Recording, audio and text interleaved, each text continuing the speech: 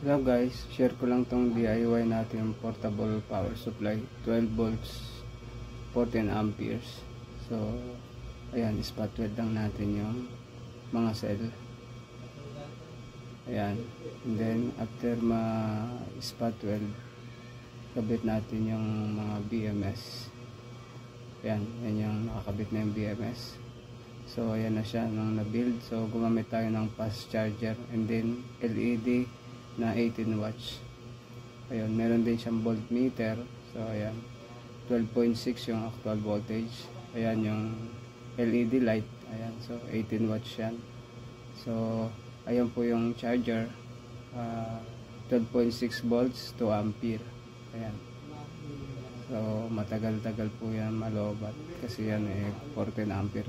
So ayan na po siya. Check natin sa fast charger yung cellphone natin.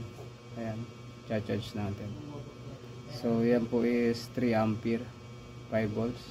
So fast charger siya, mabilis ma-full charge yung cellphone natin. Ayan, dalawa po yung ating USB port. And then yan po yung LED in case na mawala ng kuryente, may meron po tayong ilaw. So ayan po.